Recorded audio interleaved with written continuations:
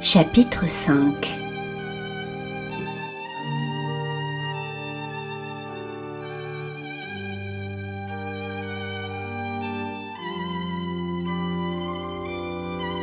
Le mémoire et les cartes.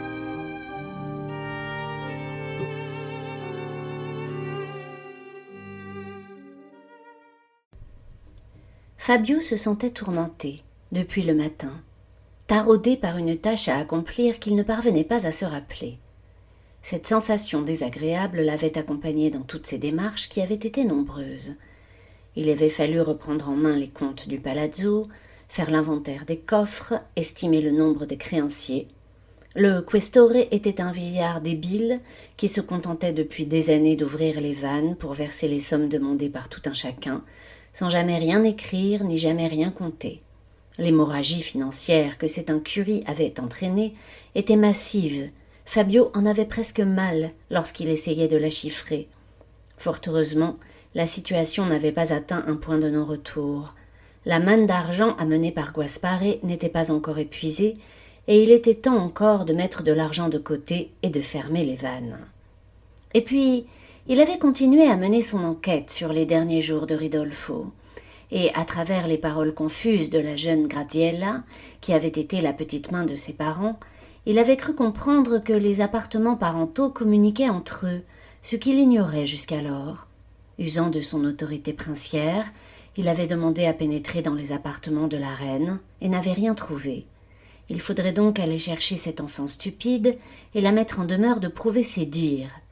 Si sa mère avait eu la capacité d'espionner son père, l'idée d'un complot gagnait évidemment en probabilité.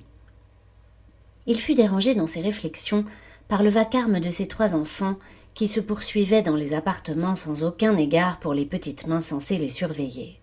« Corrado » appela Fabio. Sa petite main personnelle, un jeune homme sérieux et diligent, accourut depuis la petite pièce attenante au bureau de son maître. « Oui, Altezza ? Où est ma femme ? Elle est au temple de la mer. Ah oui, c'est vrai. » Les enfants lui cassaient les oreilles, malgré la porte fermée, et chaque nouveau bruit qu'il faisait augmentait la colère qu'il ressentait envers eux. Colère injuste, sans doute, mais qu'importait. Ils étaient un réceptacle idéal pour toute la frustration accumulée, qu'il sentait chauffer et monter en pression au fond de son âme, et dont les éruptions verbales le soulageaient un peu. L'aînée, Lucrezia, avait presque 12 ans, et commençait à répondre. Il l'avait giflée la semaine dernière, lorsqu'elle avait réclamé de suivre un enseignement artistique, et elle lui battait froid. Le second, Puccio, 10 ans, avait conscience de sa supériorité de mâle, et Fabio l'encourageait à prendre le dessus sur sa sœur, qu'il surpassait dans presque tous les sports. Le dernier, Dino, le préféré de leur mère, n'avait que 4 ans, et Fabio ne savait pas ce qui l'exaspérait le plus, entre sa difficulté à parler, ses plaintes continuelles, ses éclats de rire idiots, ou la tendresse immodérée que lui témoignait Nicolina. Lucrezia, ce soir, avait annoncé qu'elle souhaitait être seule, et ses frères, par jeu, la poursuivaient, l'attrapaient, l'étreignaient, la harcelaient de baisers. La fillette, très vite, s'était mise en colère, et en avait appelé aux petites mains, sans grand succès. Elle cherchait désespérément un coin tranquille, et sa course effrénée la fit heurter à la porte de son père. Une porte qui semblait plus haute et plus sévère que les autres, et que toute la maisonnée, à toute heure, se devait entourer d'un halo de silence et de respect. Elle se figea en entendant son père pousser violemment une chaise pour venir ouvrir. Ses petits frères s'étant déjà carapatés, elle resta seule, décoiffée, haletante, devant la silhouette menaçante dans l'embrasure de la porte. « Que signifie, Lucrezia ? Tu te comportes comme une aristocrate débraillée. Tu n'as de respect pour rien, et tu te complais dans l'excitation stérile et les jeux stupides. »« Ce n'est pas moi !» protesta l'enfant. « Regarde-toi, petite souillon. On dirait une érotiste qui sort d'une orgie, avec ta robe déchirée et ta coiffure en désordre. Puccio !» Le petit garçon arriva, et Lucrezia eut dans le regard une flamme de haine pure lorsqu'elle le vit recoiffé, tiré à 4 épingles. « C'est lui qui me poursuivait. Il entraînait Dino, » gémit-elle. « Arrête tes jérémiades. Je t'ai déjà dit de ne pas parler avec cette voix plaintive, » la tança Fabio. Tu es l'aînée et tu te dois de montrer l'exemple. Tu es une femme et tu dois apprendre dès maintenant la retenue et la décence. » Puccio, l'air compassé, s'adressa à son père. « Vous m'avez appelé, père ? Comment se fait-il que je sois dérangé par vos cavalcades à cette heure ? » « Je suis désolée, père. Cela ne se reproduira pas. Lucrezia s'ennuyait et nous a proposé de jouer, et j'aurais dû refuser. » La haine qui avait affleuré tout à l'heure au regard de Lucrezia embrasait maintenant tout son être. Puccio lui lança un regard moralisateur d'une perversité à peine concevable, et elle se tourna malgré elle vers son père pour le prendre à témoin, mais devant le visage fermé et buté, elle éclata en sanglots. « C'est cela, pleure !» dit froidement Fabio. « Les larmes sont toujours le dernier argument de ton sexe. » Quand Lucrezia, vaincue, eut disparu, Fabio congédia Puccio et rentra dans son bureau. Les meubles encaustiqués luisaient comme des miroirs, et sa collection d'instruments de mesure, pour la plupart en cuivre, réfléchissait paisiblement la lumière mordorée du soleil. Il ressentit un certain relâchement de sa tension, en portant les yeux sur sa dernière acquisition. Une machine à calculer, dont les 6 roues dentées, comme un mystérieux alignement de planètes, faisaient en tournant un cliquetis de clés. Dans l'ordre quasi mathématique de son bureau, un seul objet faisait tache, et Fabio exulta en songeant que c'était là, justement, ce qu'il cherchait à se rappeler depuis le matin. Posé sur son secrétaire, étalant l'indécence de sa peau blanche et poilue, était posé le mémoire des étrangers. Comment avait-il pu l'oublier ? Il s'assit dans le silence restauré de ses appartements, un silence coulé dans les larmes muettes de sa fille, et ouvrit le mémoire. À première vue, cela paraissait incompréhensible, et il fallut à Fabio toute l'obstination de son caractère têtu pour s'y atteler pendant des heures. Le crépuscule eut le temps de descendre, de répandre ses nappes d'ombre, d'éteindre les astres de cuivre de ses instruments de mesure, de fatiguer ses yeux. Corrado vint allumer les lampes, qui firent autour de lui un halo perdu au milieu des ténèbres. On le prévint que sa femme rentrait, que sa famille dînait, que sa femme se couchait, sans que ces nouvelles n'entamassent en rien sa détermination. Il ne se coucherait que lorsqu'il aurait vaincu ses schémas énigmatiques et ses lignes de chiffres. Lorsque la lune se leva, il avait compris l'architecture générale du compte-rendu. Les étrangers avaient relevé un certain nombre de phénomènes, dont les valeurs allaient en s'intensifiant, jusqu'à une acmé indiquée sur un calendrier bizarre, légèrement différent de celui qui avait cours à Marsilia. Lorsque la lune passa derrière la Grotta dei Morti et que l'obscurité se fit plus profonde sur la mer, Fabio avait identifié la date comme étant celle de la mort de Ridolfo, et il ne tarda pas à comprendre que toute l'étude portait sur le Zoccolo. Quand l'étoile du matin commença de poindre, il avait compris que les relevés, qui continuaient après la création du Dragone, montraient, après une baisse brutale mais éphémère, une activité redoublée. Les valeurs ne continuaient pas à descendre, au contraire, certaines même s'affolaient et remontaient plus haut qu'avant l'événement. Aux premières blancheurs de l'aube, il reprit l'ensemble des pages depuis le début, et un étrange récit commença à se former dans son esprit. Car il s'agissait bien de cela, un récit. Ce livre, écrit dans la langue barbare de la science, était pourtant semblable à tous les livres et racontait une histoire qui prenait racine dans le passé et qui se déployait dans l'avenir, comme toutes les bonnes histoires. Et les fées de la nuit, penchées sur son épaule dans le halo de sa lampe, l'avaient rendu capable de la lire enfin. Le volcan avait connu une activité forte et surtout croissante depuis plusieurs mois. Était-ce la raison pour laquelle ces savants étrangers étaient venus à Marsilia ? La réponse à cette question devait se trouver dans le texte écrit en première page, dont Fabio ne reconnaissait pas la langue et qu'il ne pouvait déchiffrer. Une fois sur place, les étrangers avaient installé des machines pour effectuer des relevés, des expériences. D'après les schémas de ces machines, Fabio devinait qu'ils avaient mesuré les bruits, les tremblements, la température, aux endroits où le volcan entr'ouvrait ses entrailles et soufflait ses gaz fétides, et d'autres phénomènes encore qu'il ne parvenait pas à comprendre. L'écriture, de plus en plus maniaque, prouvait une inquiétude grandissante.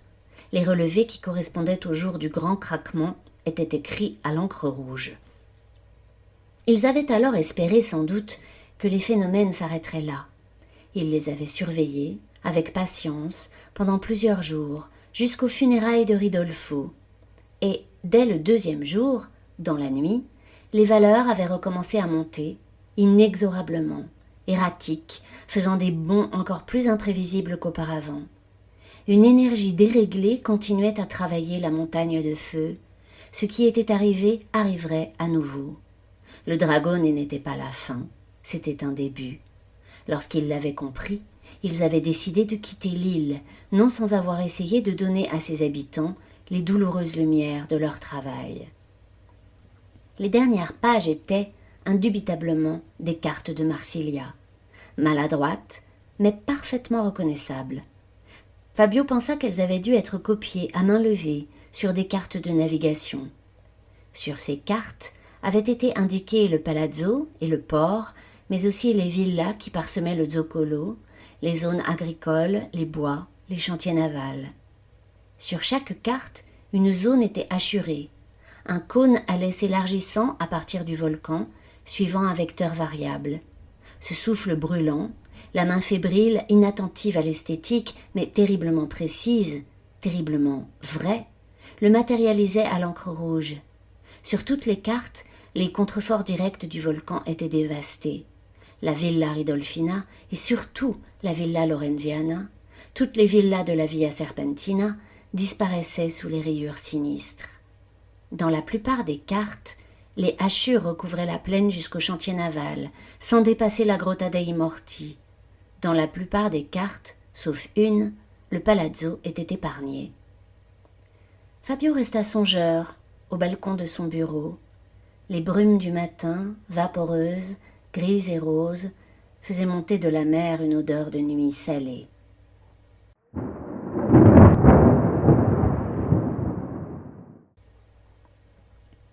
Dans sa chambre, Lucrezia se faisait mal aux yeux à force de pleurer.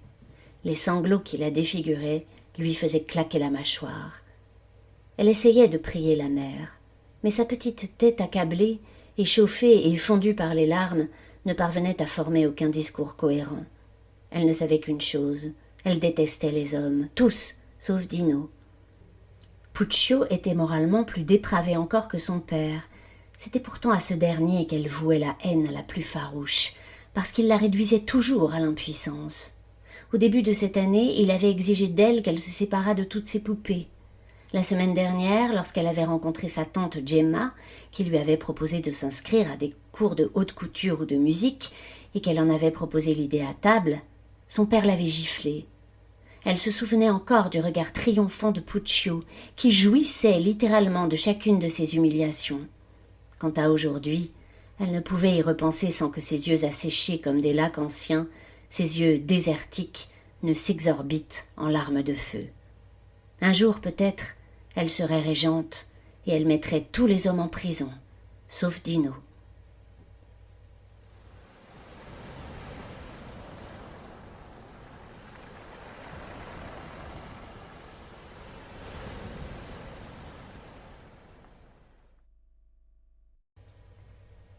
Cela faisait 20 ans sans doute que Ridolfo avait été arraché à Sofia, mais elle n'avait jamais ressenti sa perte de cette façon concrète, physique.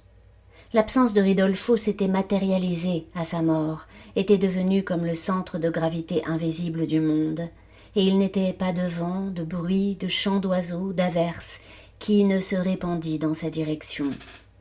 Que le zoccolo eût craqué au moment de sa mort n'étonnait nullement Sofia, car ce n'était que l'une des 1000 manifestations de cette mort qui avait envahi et transformé la nature tout entière.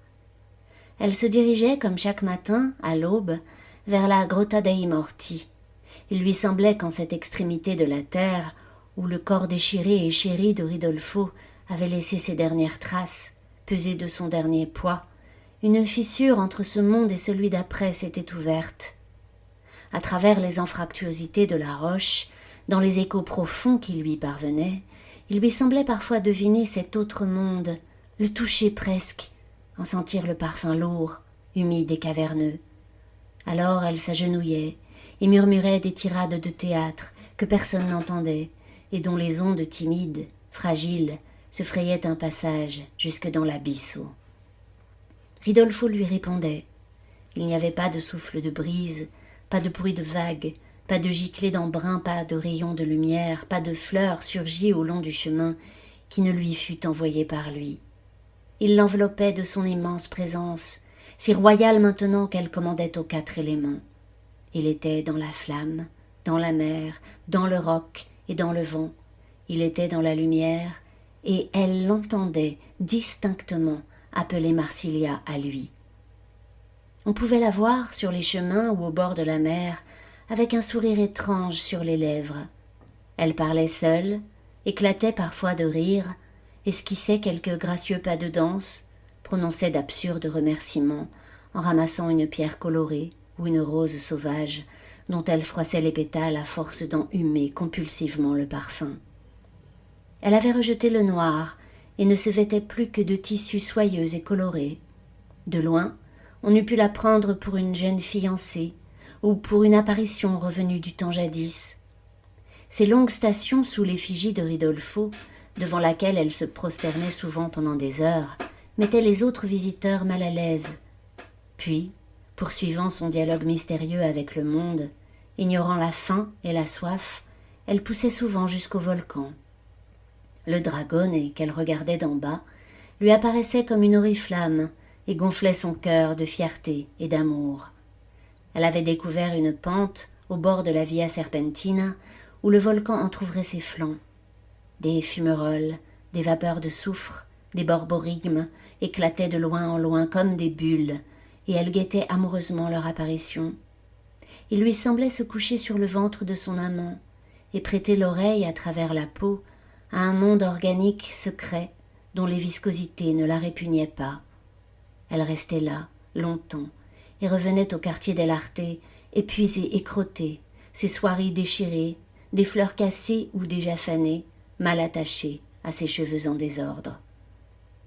Les ballerinas, qui avaient au départ continué à s'entraîner sans elle, avaient fini par déserter la salle de danse, et seule Dea, fidèle, l'attendait. Elle avait déjà perdu Isabella, et souffrait de perdre encore la maestra. Elle donnait des ordres à la petite main pour que cette dernière soit lavée et sustentée, et s'installait, assise en tailleur, au milieu de la scène, avec le jeu de tarot que Sophia aimait tant. Les arcanes majeures étaient les seules choses dont Sophia consentit à parler, les seules choses qui lui semblaient mériter de sortir du silence. « Maestra Calvenzano » appelait doucement Dea quand elle voyait la silhouette de la chorégraphe s'approcher de la scène. « Ah, Dea, comme c'est gentil d'être venue me voir » disait Sophia. Dea, qui venait tous les jours, ne relevait pas. « J'avais envie de lire les cartes avec vous, maestra. Quelle excellente idée !» Avec une certaine grâce, et tout à fait comme si elle rayonnait d'un bonheur intérieur, Sophia s'asseyait en face de Dea. Et cette même scène se reproduisait chaque jour, avec d'infimes variations. Elle se mettait alors à tirer les cartes, et par un mystère que la jeune femme ne s'expliquait pas, et qui la plongeait dans une fascination terrifiée, les cartes qui sortaient étaient toujours les mêmes, parfois à l'endroit, parfois à l'envers, parfois dans une position légèrement différente, mais toujours les mêmes. L'arcane 13, l'arcane 20, l'arcane 4, l'arcane 16 et, toujours, l'arcane 0. La mort, le jugement, le roi, la tour et le fou.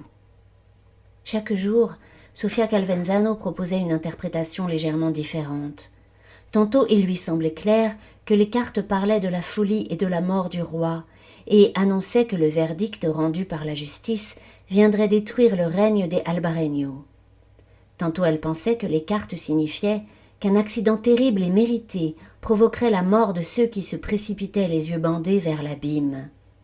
Tantôt elle disait que la mort du roi était l'événement déclencheur du terrible jugement dernier qui allait s'abattre sur les fous. Dea se sentait de jour en jour plus angoissée, mais Sophia Calvenzano, du fond de sa folie, la rassurait. « N'aie pas peur du jugement, ma chère, ce sera un jour de feu et de gloire. » Pendant quelques minutes, après la séance de cartomancie, Dea éprouvait une angoisse qui lui tordait la poitrine. Puis elle laissait Sophia et faisait quelques pas dans le quartier des Lartés. Il y régnait, comme toujours, une activité et une agitation permanentes. Des chats se coursaient parmi les statues, des modèles nus entraient ou sortaient par des portes, des peintres barbouillés de couleurs, des hauts couturiers chargés d'étoffes chatoyantes, des petites mains transportant des plateaux, se bousculaient joyeusement dans les galeries éclaboussées de soleil. Les vues sur le port et sur la mer s'offraient, tout au long de la marche, comme des tableaux scintillants qui se succédaient.